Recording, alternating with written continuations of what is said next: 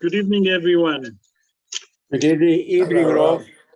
How's it? How are you, everyone? We're all fine, thank you. How are you, Rav? Baruch Hashem, Baruch Hashem. Oh, Dr. Les with us.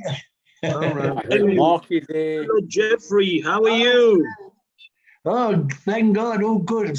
I'm still so taken up with a new respect for tzitzis. Total new respect. Okay. Dr. Les, giving us the news. Please give us the news about Eretz Israel. Okay, so this, it is quite amazing. You know, yesterday, it was the night of the 9th and the 10th that we, in 1938, there was a Kristallnacht. I don't know if they spoke about it in South Africa. And I've been amazingly fortunate to actually meet with survivors, people that remember, they actually remember being in Germany and seeing what was happening on Kristallnacht. And there's a family, Werner Lowell, that because of Kristallnacht, his father was taken to Dachau, and the family decided they had to leave. And it actually, in a way, saved their lives.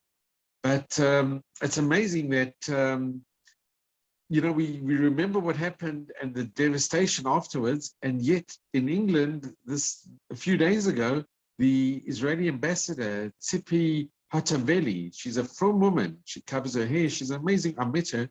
So she's the Israeli ambassador there. And she was speaking at the London School of Economics. And when she left, they had to actually escort her because the mob were going to like lynch her.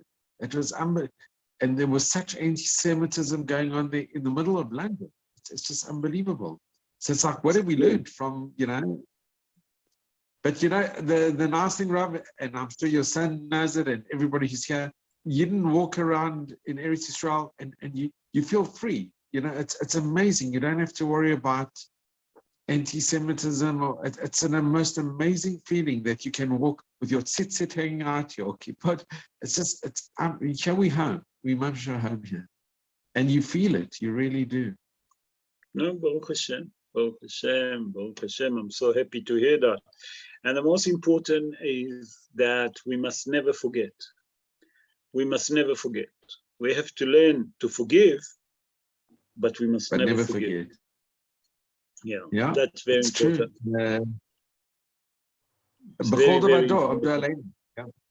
It's bechol davar abdu aleinu in every generation, and it's true. Omdim aleinu lechalotenu. Yeah. It's just different people. Thank you, Rosh. Anyway, Yisher Koach, Dr. Les, thank you very much for the good news. We're going to start the show because we're already a bit running late, because here in South Africa we hardly have electricity. I don't know what's the story. Please God, the Kadosh Baruch Hu will have mercy on us. So let's start with show. We're going to dedicate the show in honor of Esther Kaden Bat Ketzia, Mordechai ben Rahma, Rav Avraham ben Eliezer Yaakov, Tamar bat Zeava, Rachel bat Malka Sultana, Yaakov Salomon ben Farha, Dvorah Ruth bat Bela, Vechaim Eliyahu ben Ishayahu. Please God that the show will be to uplift their soul. Also, we're going to dedicate the show of Refuah of Liora bat Miriam, Menashe Naji ben Farha, Orna Bluma bat Miriam, Harav Avraham ben Marina, Harav Shlomo Yehuda ben Dalia, Harav Moshe ben Devorah, Itan ben Adasa, Israel ben Zisa, Mordechai David ben Leah, Dvorah bat Esther, Sarah Dvorah bat Elka, Chadok ben Sarah, Shulamit bat Haya Sheina Leah, Aryeh ben Gitol, Sarah Rivka bat Yehudit. So please God that the show will be in the health of those one and Klal and Sha'ar Holei Amo Israel bechol makom shehem. Okay, we're going to do Parashat Vayeitzei. I'm going to start with the introduction to the Parasha. And we start like this. In the year 2184 for the creation, Yaakov Avinu unfortunately have to leave Beersheba in the age of 77, and he have to run to Haran. The main reason for it is because we know that Esav wanted to kill him. And the same day, a miracle happened that the sun set 2 hours earlier. We'll speak about it later on in the show. And Yaakov Avinu fell asleep in Har Moriah. Okay, in Har Moriah, he had the famous dream that we're going to speak about it today. I'm going to try to understand what is mean the stepladder that he dreamed about it. The stepladder that he see in his dream, a stepladder that the legs facing here on earth, standing on earth, but the rest, the top of the stepladder touching the heaven, and the angel of HaKadosh Baruch Hu actually climbing up and down on the stepladder. And what does that mean? Be'ezrat Hashem, we try to explain every day to the Neshama. HaKadosh Baruch Hu revealed himself to Yaakov Avinu in his dream, and he promised him that he will be with him wherever he will go. Okay, and not only that, the land that he's sleeping on, he will give it to him and his descendants. Yaakov Avinu, after that, the Torah tells us, left to Haran and meet Rachel Imenu by the well, and that was in the year 2186 for the creation. Okay, and he started, in the same year, he started working for Lavan, his cousin, the father of Rachel and Leah. In the year 2191, Yaakov Avinu actually married Leah. 7 days later, he married Rachel, and the same year, he also took Zilpah and Bilhah, that there was the servant of Rachel and Leah. Just to let you know that when Yaakov Avinu married Leah and Rachel, he was in the age of 84, when Rachel and Leah was 22 years old. Look at that, 62 years different between them.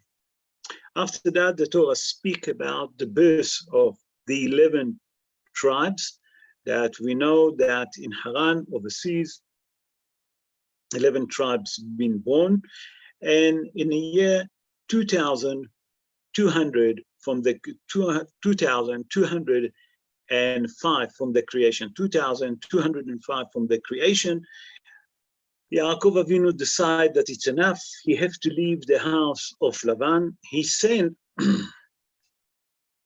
Naphtali to call the wife and all of his kids, and he decided that he's leaving the house of Lavan.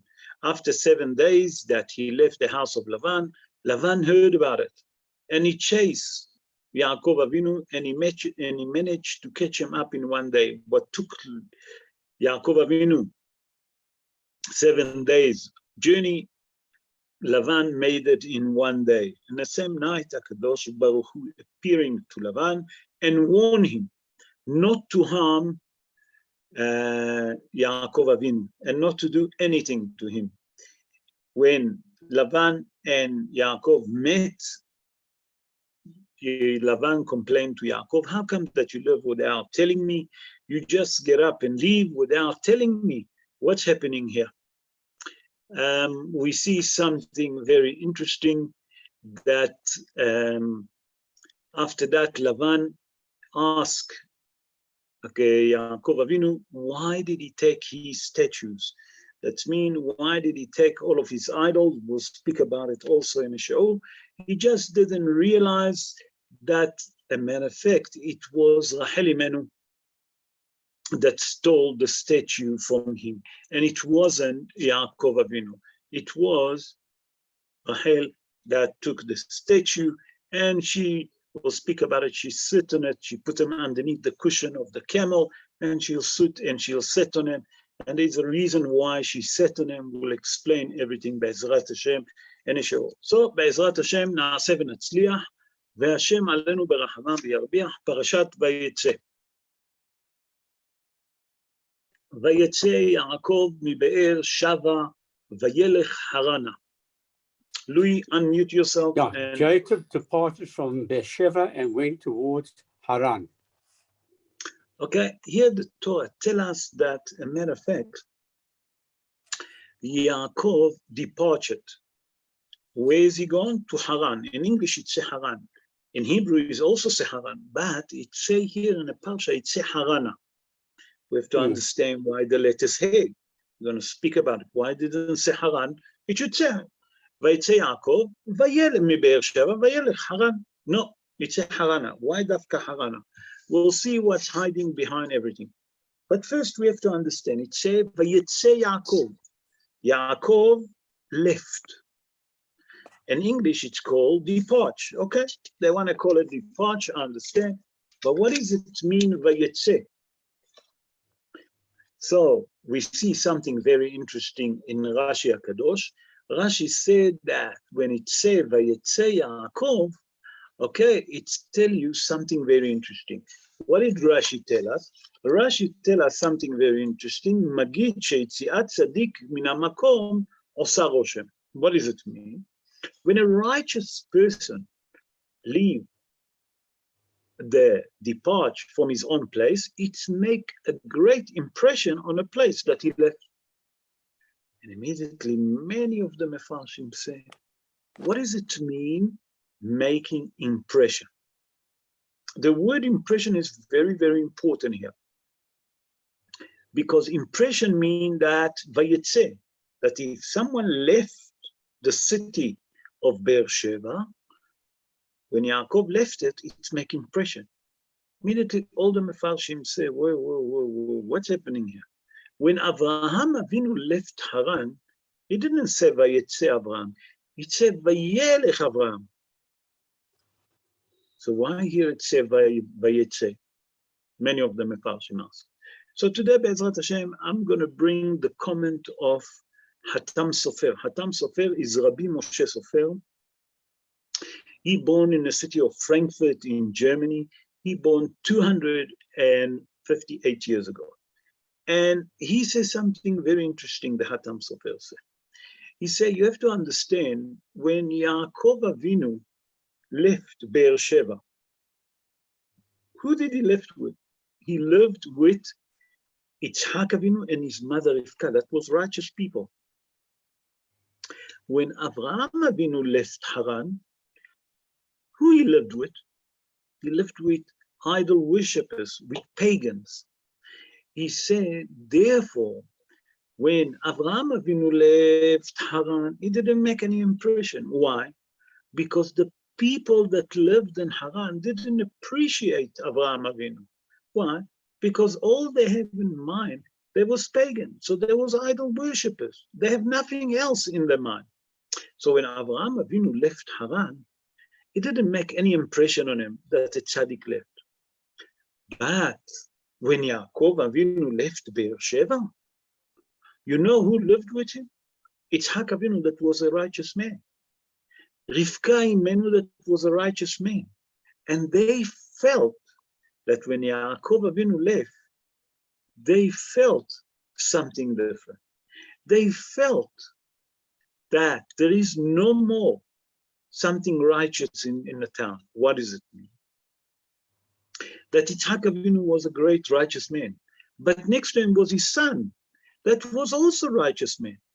And these two, the mother and the father, it's made such a great impression on him that suddenly that the kids not with him, it's make a lot of impression on him.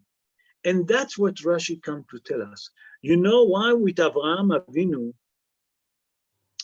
it didn't make any impression?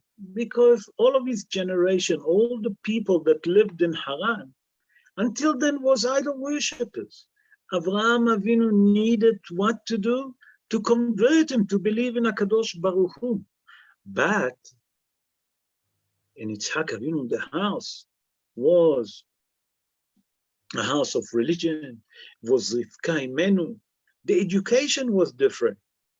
And suddenly when Yaakov Avinu decided to leave Be'er Sheva, it make a great impression. And that's what Yaakov Avinu said. That's what the Torah said, that it's make a great impression on who? Rashi said, explain Rabbi Moshe Sofer, on who? On his father and his mother, Yitzhak and Rivka. Another question that we have to ask, Why does it say Vayeitzei Yaakov? It should say Vayered Yaakov. We know that whenever a person left Eretz Israel, when he departs from Eretz Israel and he go to another country, it's called Yerida. What does it mean, Yerida? Yerida, it means going down. Going down where? It's spiritually lowering down, because Eretz Israel, not necessary that it's the highest place. Like when a person leave his country and go to Eretz Israel, we always say, Oseh Aliyah. Why you call it Aliyah? Not because Eretz Israel higher than Johannesburg, not necessary. The opposite, because you're leaving and you're going up. When you say Aliyah, it's spiritually, because Eretz Israel spiritually above all the other country. So say, I saw a beautiful comment that been asked by Rabbi Levy Barditchov. Rabbi Levy Barditchov, born 281 years ago. He born in a city of Otsowik in the Ukraine, Otskiv in the Ukraine. And he asked the question, listen to his question. If you're telling me that it said Vayeitzei Yaakov mi Be'er Sheva, and Yaakov departs from Be'er Sheva, the opposite, you should say Vayered Yaakov mi Be'er Sheva vayelech Harana, and he gone to a different country. So why does it say here that Yaakov departs, and it doesn't say Vayered? That's a very famous question. So to answer that, we first have to understand that when we say Aliyah, we explain that Eretz Israel spiritually above all the other countries. There's no country that can reach to that level of Eretz Israel. Eretz Israel spiritually above all the other countries. But what's happened here? Say Rabbi Levy Barditchov. He said, when Yaakov Avinu departs from Be'er Sheva, Har HaMoriah. Where's Har HaMoriah? We'll see something very interesting in the next verse. You'll see something very interesting. Har HaMoriah is where's Bet HaMikdash. Yaakov Avinu slept there. What does it mean it slept there? That on the same day that Yaakov Avinu left Eretz Israel, Har HaMoriah left with him and reached with him to Haran. Listen to that. That means that the holiness of Israel departed with Yaakov Avinu to Haran. Do you understand that? You don't understand the holiness of Yaakov Avinu. And Yaakov Avinu was Behir Sheba'avot. What does it mean, Behir Sheba'avot? The chosen one amongst the forefathers. Now you have to understand, why did I brought Har HaMoriah?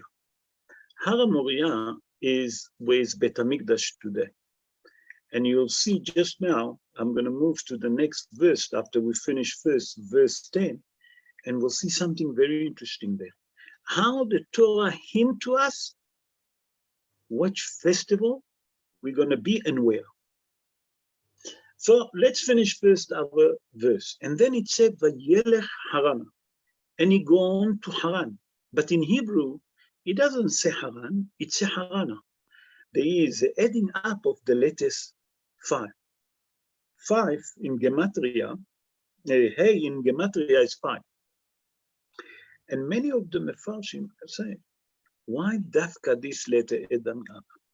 So I'm going to bring a commentary of, it's actually the commentary brought by Rabbi Yaakov Baal Turim, but it's not his commentary. He bringing actually, what do you call it? Yonatan ben Oziel, we'll speak about it. But he said from that it said Vayelech Harana, it's mean Vayelech, he said Gematria Bo Bayom, in the same day. What does it mean in the same day? In the same day, say Rabbi Yaakov Baal Turim. Rabbi Yaakov Baal Turim, born in Germany 752 years ago. He says something interesting. Take the Gematria of Vayelech, it's mean Bo Bayom, in the same day. That's mean in the same day that Yaakov Avinu departs from Be'er Sheva, He arrived where? In Haran. Just to give you understanding where is Haran. Haran from Israel is the distance from Israel to Kurdistan, Iraq. It's very in the border. It's like in the border of Iraq and Kurdistan. It's very close also to Turkey. So that means if you want to fly, it's at least 3 hours flight. How Yaakov Avinu walk from Eretz Israel to Haran and arrive on the same day? Hazal explained Kfitzat HaDerech. The mystical rabbi explained that there is what we call Kfitzat HaDerech. There is the holy name, and HaKadosh Baruch Hu make you a miracle and you come to there. Maybe I'll tell you a story. The Rashash, Rabbi Shalom Sharabi. Rabbi Shalom Sharabi born in Sharab. Sharab is a city in Yemen. And he was a great tzaddik. And every Friday, he was one of the Kabbalistic, straight after Ari HaKadosh, he started Yeshivat Bet El, Yeshivat HaMkubalim Bet El in Eretz Israel. And every Friday night, he used to do Kfitzat HaDerech, and he used to daven in the Kotel HaMa'aravi and return back to Yemen. That means he used to daven Minha and Kabbalat Shabbat and Arvit Shel Shabbat in a Kotel and return back. We don't understand that. That's very high spiritually. And you have to know the holy name, the special secret name, Shema Meforash, that you have to use, and you can use it. Anyway, so say here, Rabbi Yaakov Baal HaTurim, what does it say? Vayelech, it's Gematria Bo Bayom, in the same day. So from here you learn that Yaakov Avinu actually arrived where? In Eretz Israel, from Eretz Israel to Haran in the same day. Okay, but then it says something very strange. Harana. Why Dafka Harana? Why doesn't say to Haran? So we say that the latest Hey in Gematria is 5. I saw a beautiful commentary that bring Rabbi Maimon ben Atar. Rabbi Maimon ben Atar, born in the city of Maknes in Morocco.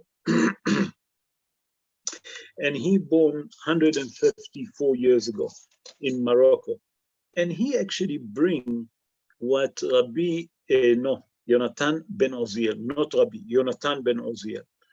Okay, Yonatan ben Oziel lived, just to give you history, 10, 15 years before the destruction of the Second Temple, and he was the student of Hillel.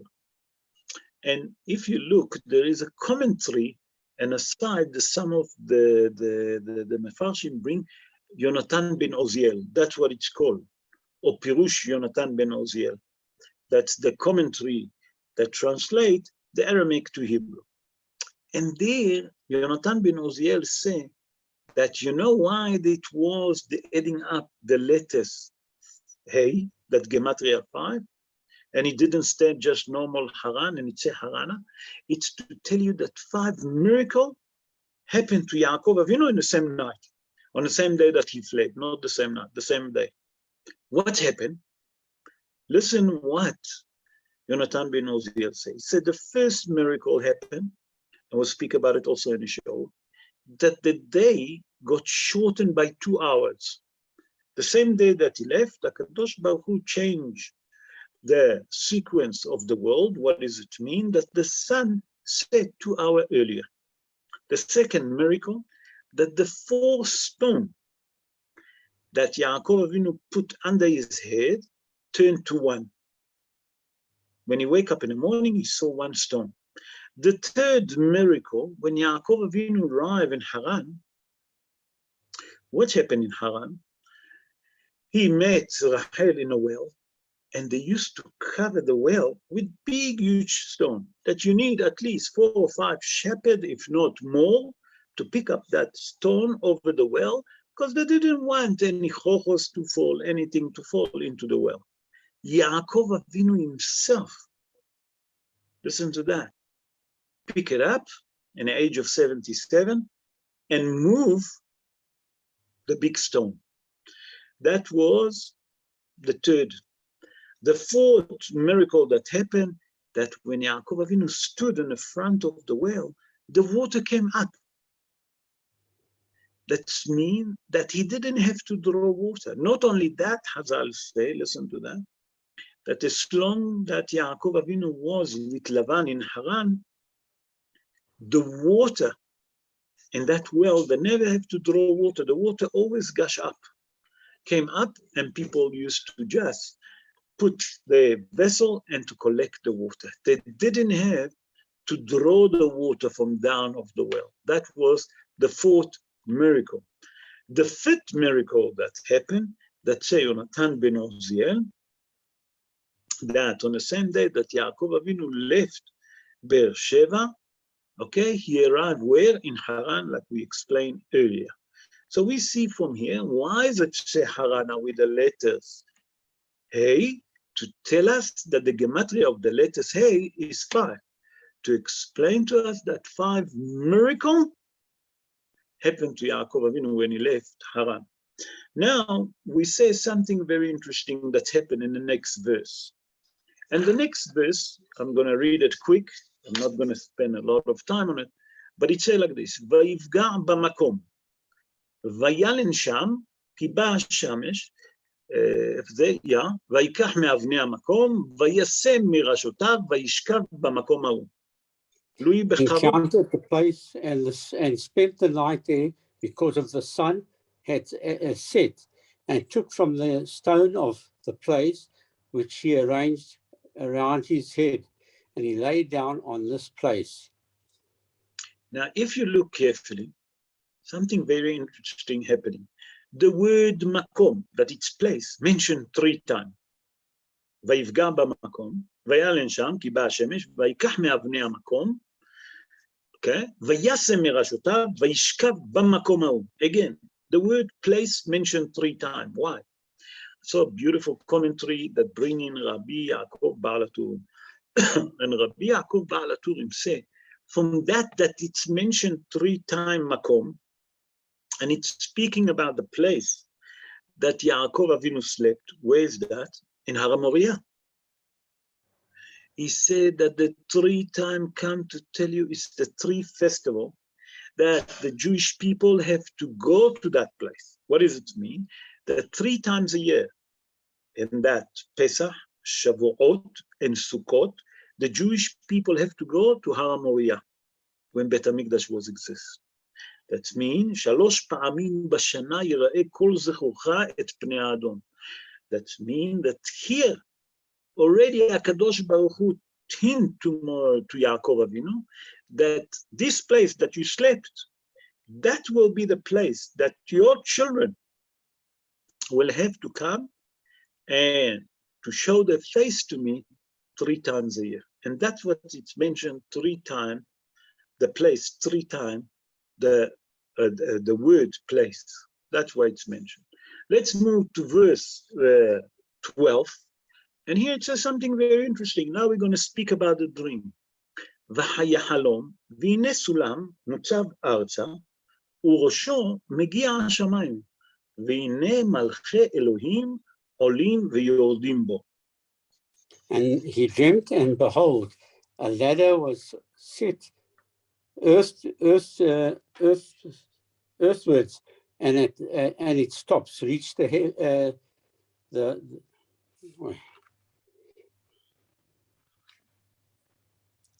heavenswards, and behold, angels of God were ascending and descending on it. Okay, so you all know the dream that Yaakov Avinu dreamed, that was a stepladder that actually was standing here on earth and reached the heaven, and the angel of HaKadosh Baruch Hu basically climbing up and down on it. But we have to understand what's hiding behind it. And we explained something very interesting in the previous year regarding the stepladder. What does it mean? But today I'm going to open a different way to look at it. When I prepare the show, I look at the book. It's a very, very interesting book that I always look to get some new ideas, more depths, very, very depths of showing. And it's called, the book called Imre Noam of Arav Yoram Abarzel. And on Parashat Vayeitzei, he explained what it means Sulam. So Hazal explained that Sulam means Gematria Tfilah. That's what the Baal HaTurim explained. What it means Sulam, Begematria Kol Shakul Tfilah. That means that it's equivalent to Tefillah. And what does it come to tell us? We have to understand what's hiding behind. So Rabbi Yoram Abargel explained something extraordinary. That here HaKadosh Baruch Hu come to hint,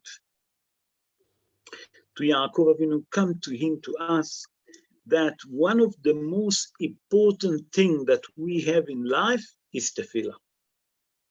What it means tefillah? Speaking to HaKadosh Baruch Hu, davening to HaKadosh Baruch Hu, and here HaKadosh Baruch Hu actually telling us that tefillah, although that most of the people doesn't take tefillah seriously, what it means doesn't take it seriously, many people look at tefillah, it's something like, I come, I daven, and I want to get over it with it, get on with it, and finish with it. Come and tell us the Torah, say Rabbi Yoram Abargel, that the Torah come into us, that many of us look at the tefillah like it's something not so important. But the Torah come and tell us that tefillah is the most important thing. As a matter of fact, tefillah is one of the powerful things that we have in this earth. What does it mean? It says, "Ve'asulam, v'ine sulam mutzav arza." The step letter actually in earth. Many people look at the tefillah like it's not important. But v'rosho megia shamayma. It's in the power of tefillah, if you take it seriously, and you look at the tefillah and you see the powerful that there is behind the tefillah and the greatness, okay, that the person can reach with tefillah, he can reach up to the top of the heaven. What does it mean?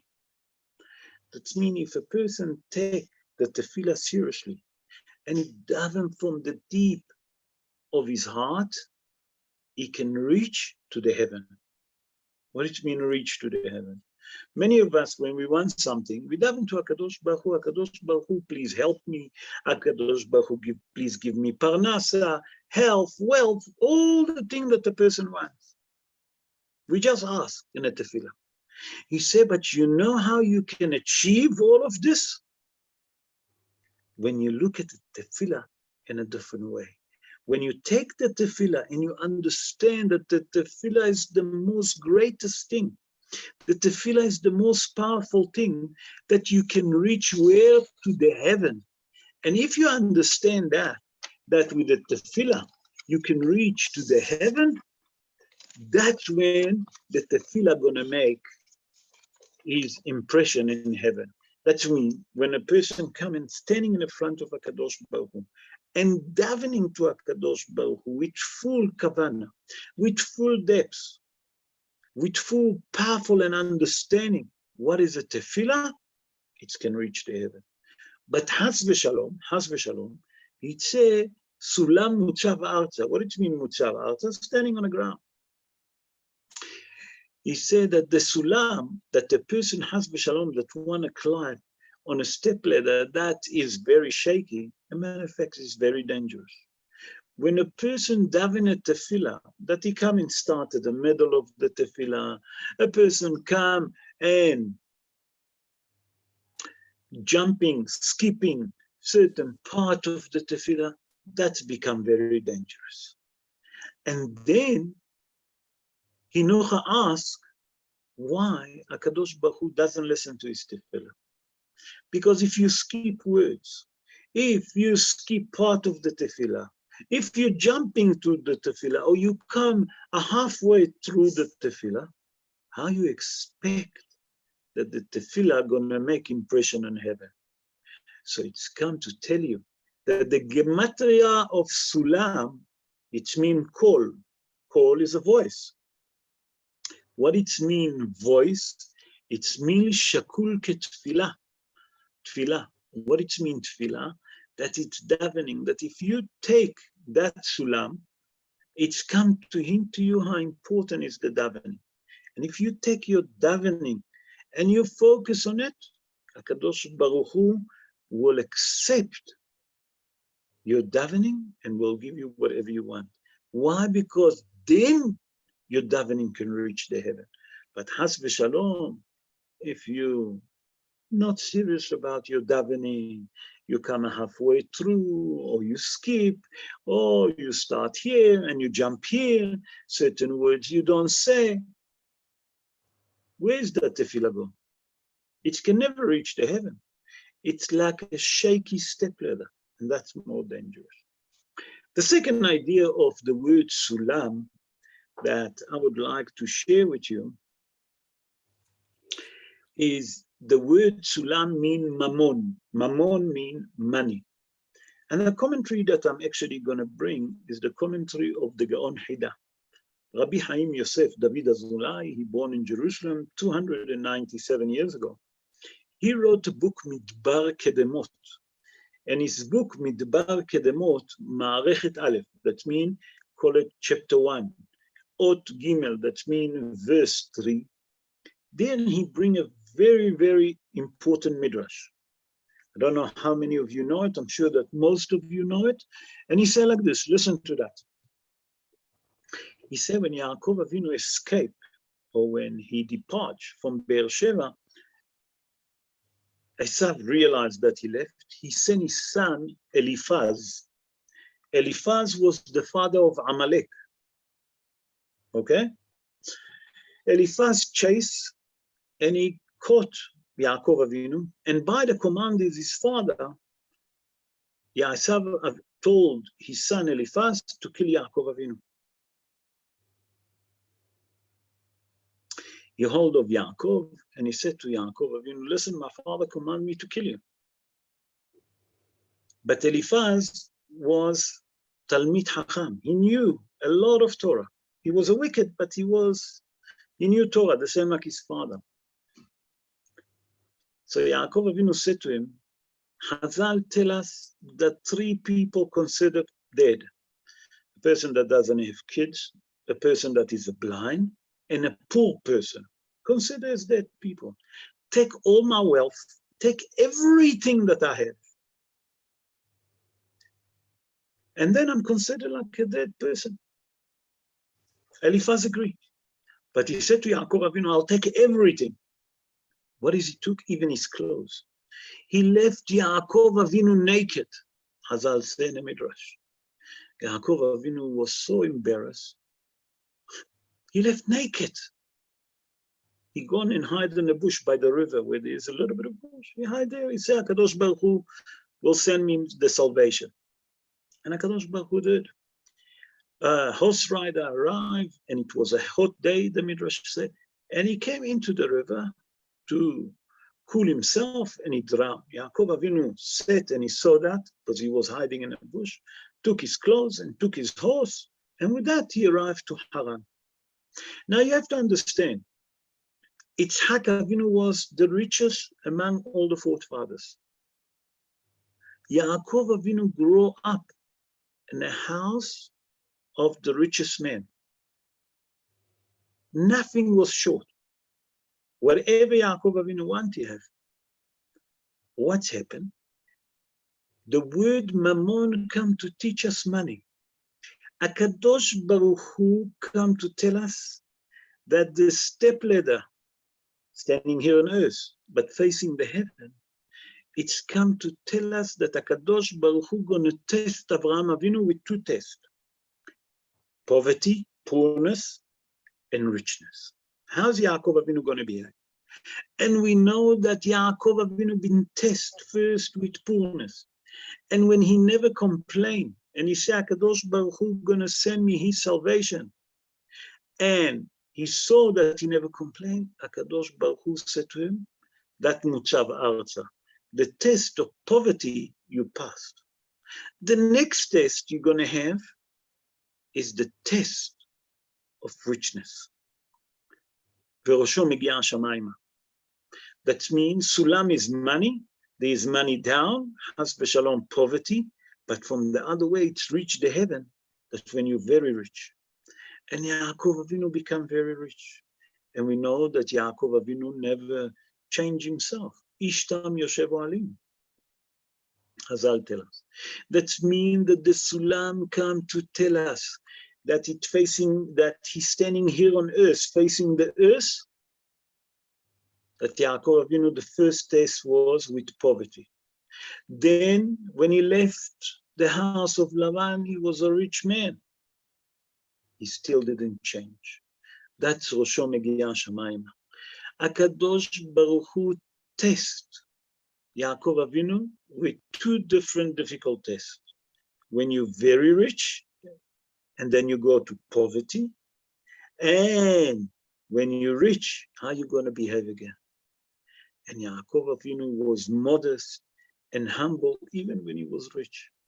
To tell us that Akadosh Baruch Hu tested Yaakov Avinu with two tests.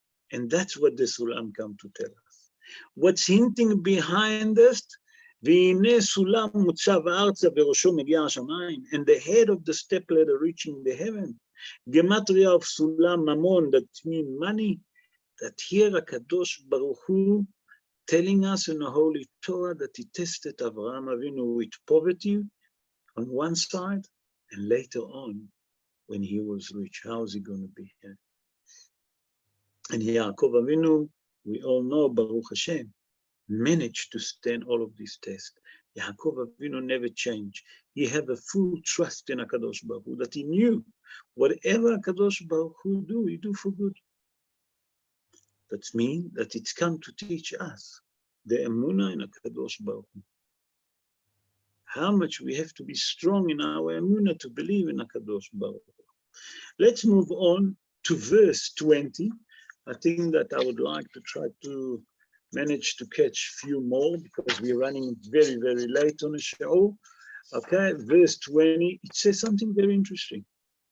וידור יעקב נדר לאמור, אם יהיה אלוהים עמדי, ושמרני בדרך הזה, אשר אנוכי הולך, ונתן לי לחם לאכול ובגד ללבוש. Then Jacob took a vow, saying, if God will be with me, will guard me on this way that I am going, will give me bread and to eat and clothes to wear. Okay. Many of the Mefarshim wanted to understand what's happening here. Yaakov Avinu in this verse emphasized that bread to eat. Obviously bread to eat. What do you do with the bread if not to eat? Clothes to wear. Obviously clothes is to wear. What do you do with the clothes? Why is the Torah put so much emphasis on that Yaakov Avinu, when he took the oaths, he said bread to eat and clothes to wear. I saw a beautiful commentary of Marshal Moslontino. Rabbi Shlomo Levy, he born in a city of Risha in Galicia. He born 178 years ago. And he wrote the book,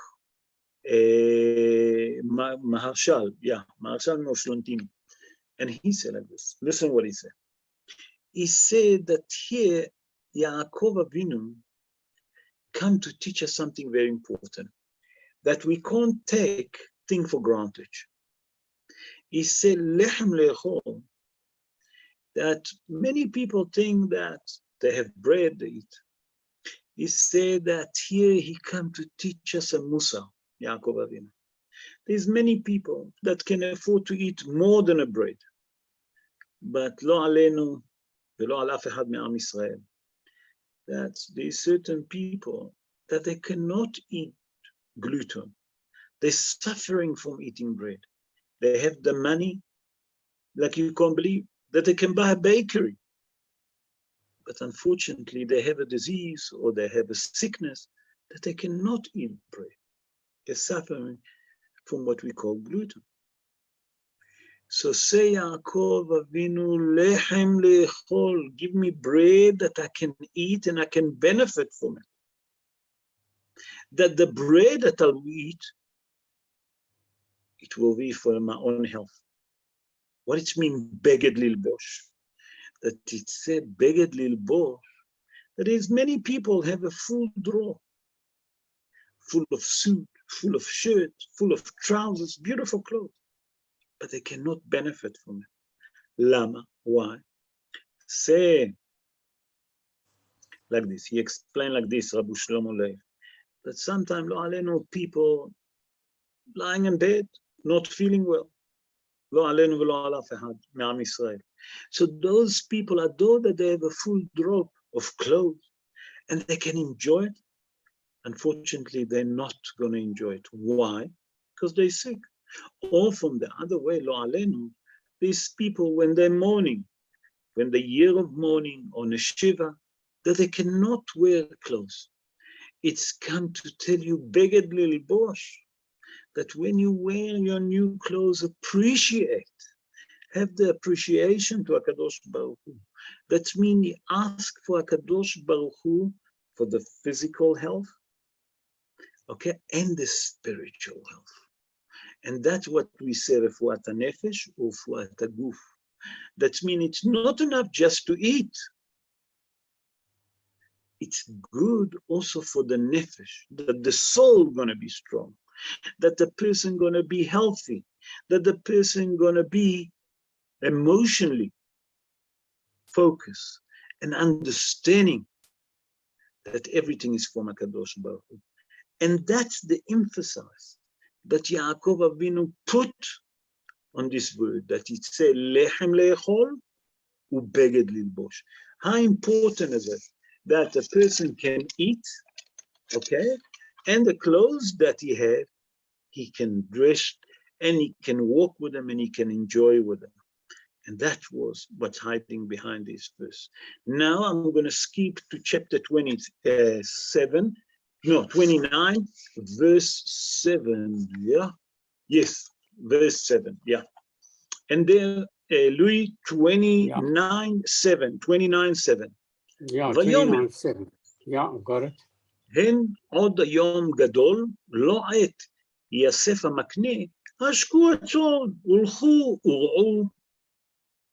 And he said, look at the day, it is still long. It is not yet time to bring the livestock in, water the flock and go on grazing. Okay, on the Pshat of the Dvarim, we see that the Torah tells us that Yaakov Avinu here speaking to the shepherd. And he tells them, listen, the day is still long, the sun not gonna sunset yet.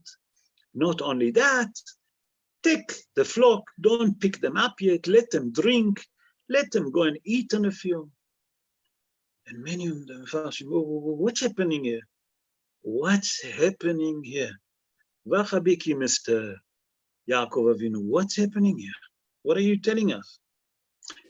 Why you have to tell that to the shepherd? What, the shepherd doesn't know that the day is still long? I saw a beautiful commentary of Rabbi Aryeh Lev Tzins. Rabbi Aryeh Lev Harif, also they call him, Lev Harif.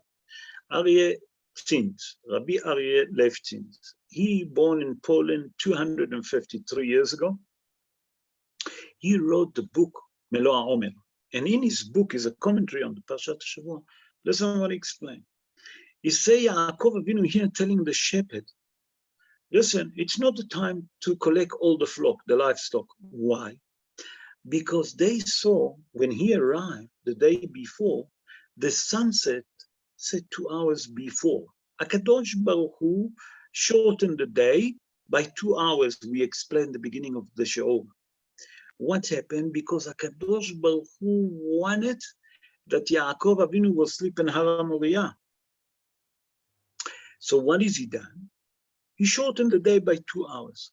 When Yaakov Avinu slept in Har Moriah, we saw the dream of the stepladder. We explained what is hiding behind the stepladder. But why is Yaakov Avinu suddenly tell the shepherd what to do? Explaining Rabbi Aryeh Lev Harif. He said that suddenly he see that Yaakov Avinu see all the shepherd collecting the the livestock, all the flock, putting them together to take them back.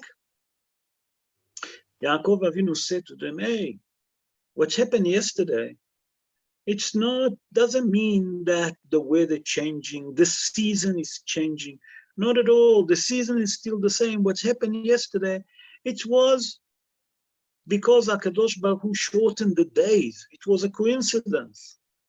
That means that HaKadosh Baruch Hu changing the day only yesterday. Don't worry. The day is still long. It's still summer.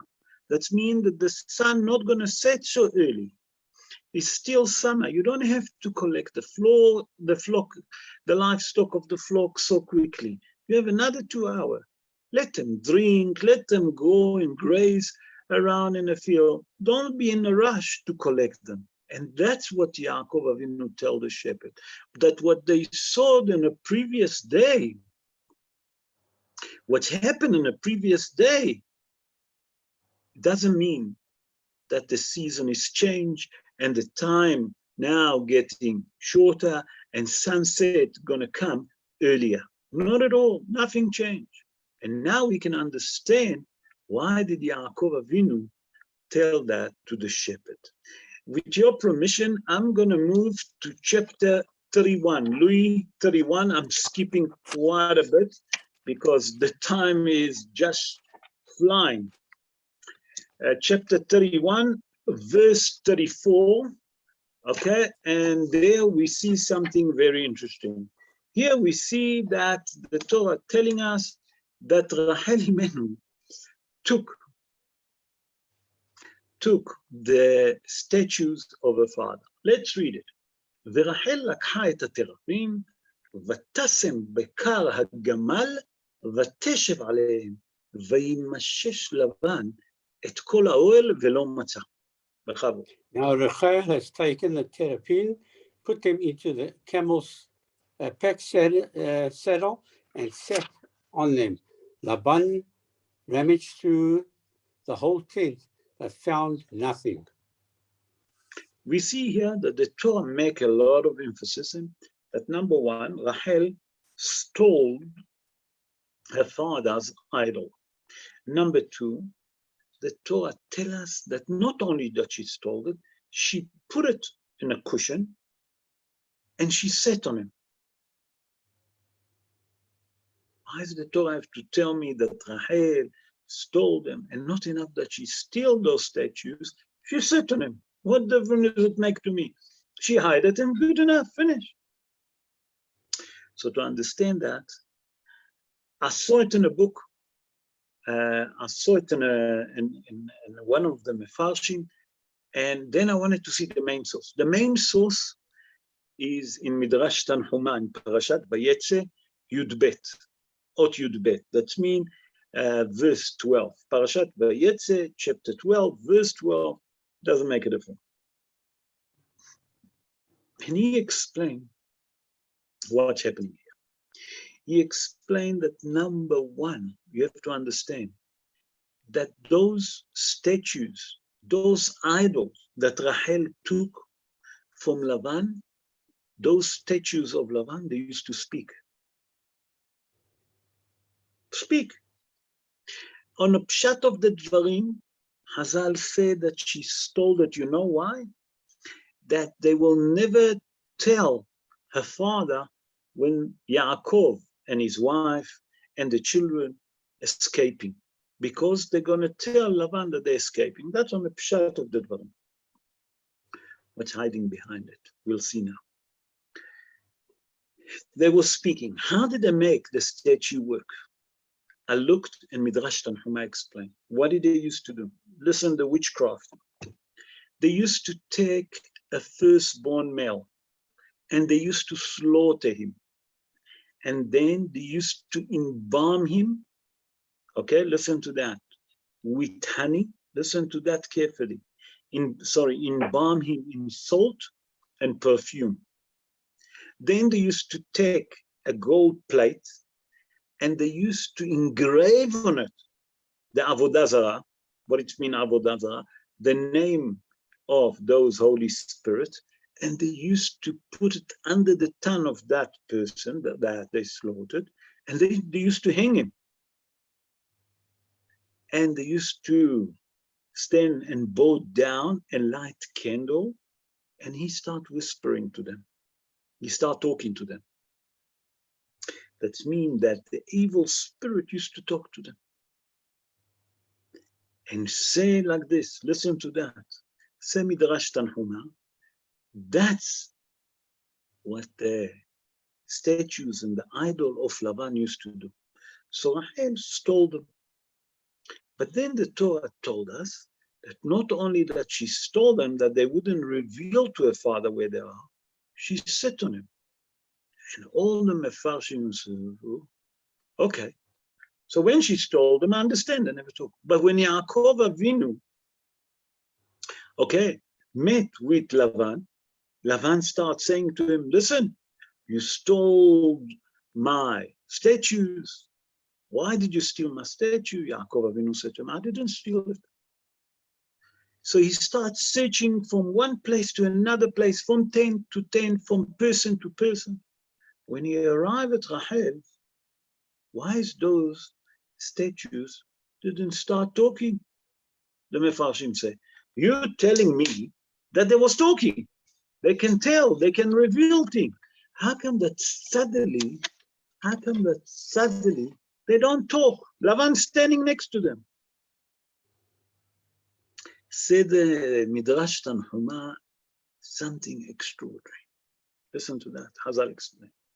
By that the Torah tell us that Rachel stole them, that was number one. But the Torah also tell us, what does it say?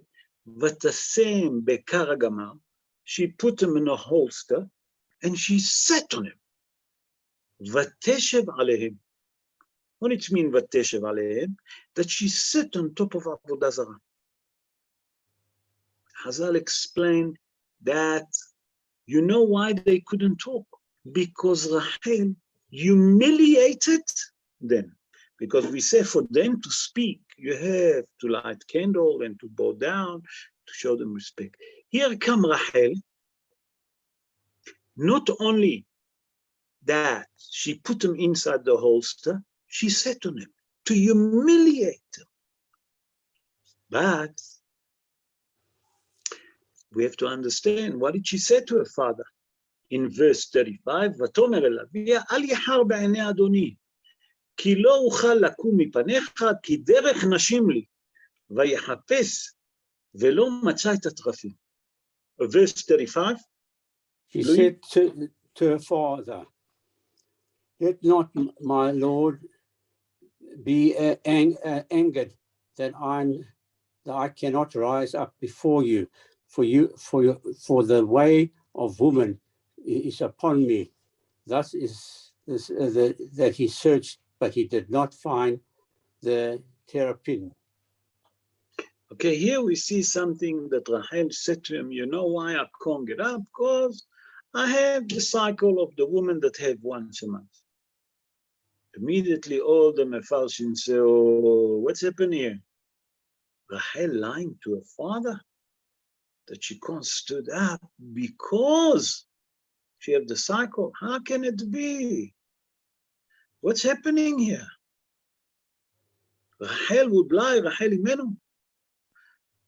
Said the Gaon Mivina, Has v'Shalom. The Gaon Mivina, Rabbi Eliyahu ben Shlomo Mivilna, he born 301 years ago. Some say that he born in Vilna, some say he born in Lita. It doesn't make a difference. Say Rabbi Yaakov, say the Rabbi Eliyahu Mivilna, the Gaon Mivilna, the Agra. Listen to that. He said when Rachel said that she have the cycle, that she's nida, let's call it nida, that's the proper word. She didn't lie. Why? Because the Torah tells us specifically, what does it say? Vateshev ala terafim. That means that she sat on, Vateshev alehem, that she sat on the statues, on the idols. Hazal in the Mishnah and Masechet Shabbat. And I checked it yesterday, I wanted to see. Hazal says something extraordinary. In chapter 9, Mishnah Aleph, Hazal say, Manida when a person carry avodah zarah, when he sit on avodah zarah, he become tamela kenida. That means when a person sit on avodah zarah, idols, he become, okay, impure, the same like kenida. So Yaakov, Rachel Imenu say to Lavan, listen, I'm sitting on top of the cushion and I can't get up. You know why I can't get up? Because I'm him nida. And she didn't lie. Because now she become a nida. How she become impure? Because she sit on idols. It's mean to teach us something very important, this pasuk come to tell you. You know, we read this verse, ורחל לקחה את תרפים, ותשם בקר גמל, ותשב עליהם. Okay? וימשש לבן את כל האוהל, ולא מצא. Like simple, like everything is like running on a pshat of the dvarim. But when you look depths into it, you know why the Torah put emphasis on that. Number one, Rachel stole it. Why? So they're not going to reveal to her father that they're planning to run, that they get running, that they're escaping. Number two, why did she put it on a holster and sit on him? Why it was so important? Because she humiliated the avodah zarah. And if you humiliate the avodah zarah, you can't talk. Number three, when she said that she already nida, she didn't lie. Because Hazal tell us that if you sit on top of idols or you carry idols, it's considered like you are impure like a nida. And now we can understand a little bit about this Parashat Vayeitzei. Now I would like to go to the Haftarah. And the Haftarah, I'm going to actually make it very quick because the time is late. I don't want to keep you because it's already 9:30. It's in Haftarah, and the Haftarah start like this. ויברח יעקב שדה ארם, ויעבוד ישראל באישה, הוא באישה שמר בכבוד. Okay. My people. No. ויעקב ברח. That's where it's going to start, the Haftarah. It's mean in 13. Look at 13, verse 13. 13. Oh, okay. All right.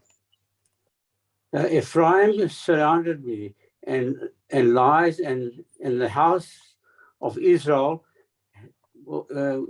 with deceit. But Judah enforced the mastery of God, and is faithful to his Holy One. Okay, you read chapter 13, verse 13. Verse 13. Look at verse 13, Louis. Verse 13. Verse 13. Yes. Yaakov barach, and Jacob escaped. Hang on now. Just before chapter 13. Just before chapter 13. Verse 13. Chapter 12, yes. Verse 13. Chapter Ephraim 12. Provoked with bitter sin. That one? No. Chapter 12, verse 13. And Jacob escaped. Chapter 12. That's where we're going to start. That's where we're going to start the Haftarah on Shabbos. You see, it's Ashkenazim start. That's where the Ashkenazim start the Haftarah. 11, 12. 12 or 13? Yeah. Yes. Chapter 12, verse 13. Okay. If Travail befalls Gidla. No, it's not that. Anyway, I'll say it in English. Yaakov barach sde Aram, and Jacob, Yaakov Avinu fled to the Aram. Israel labored for a wife, and for a wife he tended sheep. That's it. What does it mean? Tomorrow on Shabbos, Be'ezrat Hashem, we're going to read this Haftarah. That's where we're going to start. That's where the Haftarah starts for the Ashkenazim. And we have to understand what does it mean. Many of the Mefarshim say, the Haftarah tell us here in Treasar and Oshaya that Yaakov Avinu gone to Aram Naharaim. And we know that the Midrash tell us that all the forefathers kept all the Torah. One of the mitzvot that we have is that not to leave Eretz Israel. If you live in Eretz Israel, you can't go to the diaspora. So how come did Yaakov Avinu left Eretz Israel and go to the diaspora? So Hazal said, continue, read the verse, Vayavod Israel Ba'isha. The main reason that Yaakov Avinu have to go to the diaspora, to go to Aram, to find a wife, to find his own matchmaking, you know? So when Yaakov Avinu left Eretz Israel, he didn't left for pleasure. He gone because he met the wife there, and the wife was waiting for him there. And later on, after he finished to work for Leah, after he finished to work for Rachel, he brought all of his wife and he came to Eretz Israel. That's me. Say Hazal, from here you learn halacha. What is the halacha that you learn? That to leave Eretz Israel, if you want to go to find a wife or parnasa, that's when you're allowed to leave Eretz Israel. Otherwise, certain people want to go, they go to overseas. Why did they leave Eretz Israel? You know why? Because for pleasure, for whatever is it. So no, only when it's to find a wife or for parnasa, only then you can leave the Holy Land. And that's what the Torah come to teach us.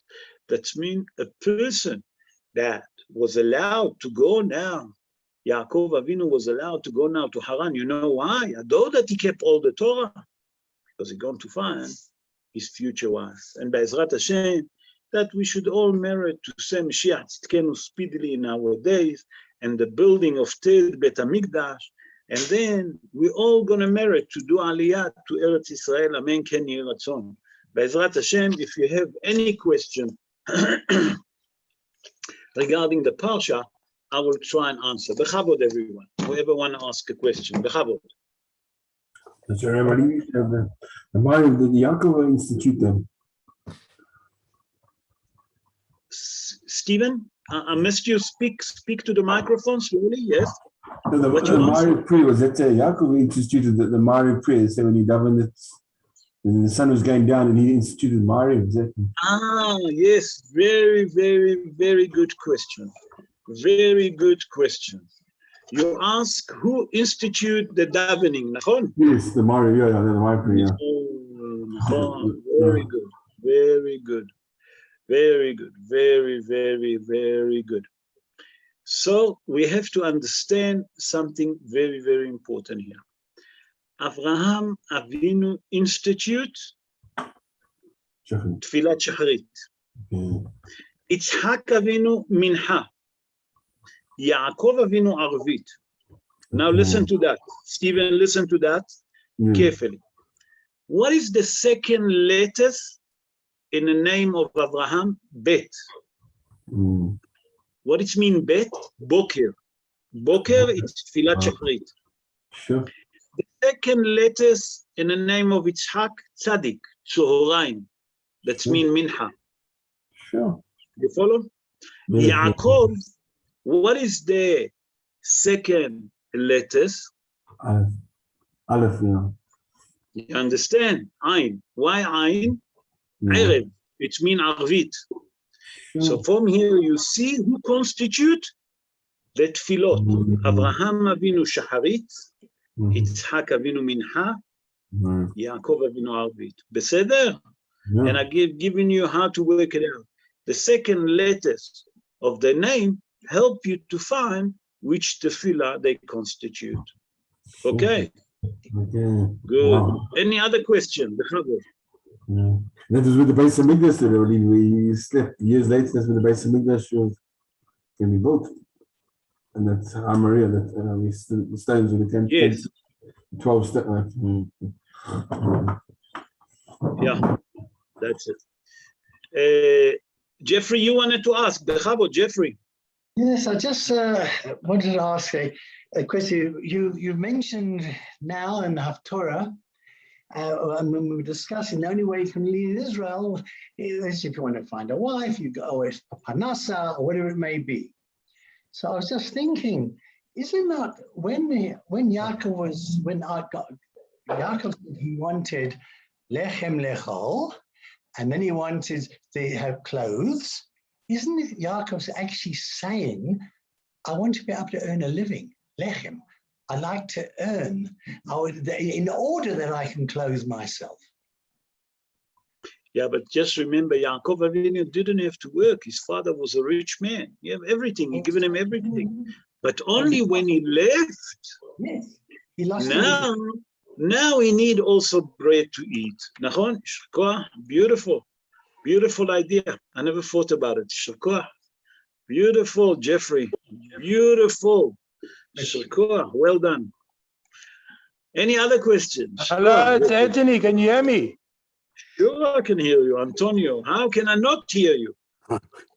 It says in chapter 29, verse 33, and she conceived again and bore a son and declared, because Hashem has heard that I'm unloved.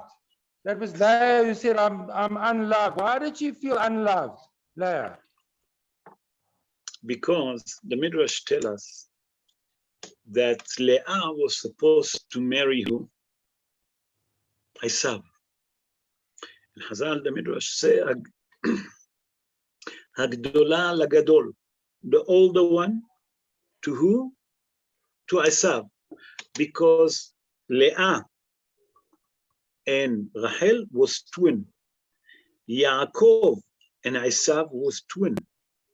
So people say the older one, the older daughter to the older son. That's to Esav. The younger one to Yaakov, that's Rachel. When Leah heard that she have to marry Has v'Shalom Esav, ve'inei Leah rakot. Why is the eyes of Leah soft? Because she was crying, Hazal explained. Why she was crying? Because she davened to HaKadosh Baruch Hu and cried that she don't want to marry Esav. And HaKadosh Baruch Hu listened to her davening, and she married to who? To Yaakov. But Yaakov, who was his main wife? Rachel. Leah felt it, that she's not number one. So she was always felt like a second. And she davened to HaKadosh Baruch Hu. What did HaKadosh Baruch Hu done? If you look, he given her firstborn, he given her Reuven, Shimon, and Levy. You understand? Six sons. Yes, but why Reuven, Shimon, and Levy first? Before Zilpah and Bilhah, and before Rachel, because HaKadosh Baruch Hu saw how much she's down to earth and feeling up, not arrogant, although that she married Yaakov Avinu and she had children from him. HaKadosh Baruch Hu, the Pasuk come to teach us, HaKadosh Baruch Hu love humble people. Those that feel like they're not really great, those that feel very humble, HaKadosh Baruch Hu love those. And that's why HaKadosh Baruch Hu listened to her first and given her first kids before the others. You follow, Antonio? Yes, I follow. Okay. Thanks very much. Pleasure. Any other question? No, there's no more question. Rabota, I'm sorry to keep you so late, but we start the show at 8:30. We usually, it's an hour and 15 minutes. I try to accelerate as much as I can. To wish you all Shabbat Shalom. All of you enjoy the Shabbos, enjoy the Parsha when you read it, and I'll hope that it'll give you a different idea to look at the Parsha. All of you, keep well, keep safe. Shabbat Shalom, umvorechet lachem, velekol bnei hamishpacha. Please, God, have a good Shabbos to you and all your family. Amen. Have a good night. All the Yes. best. Good night, everyone. Good night and Shabbat Shalom to you, Rabbi. Thank you, everyone. Bye-bye. Bye.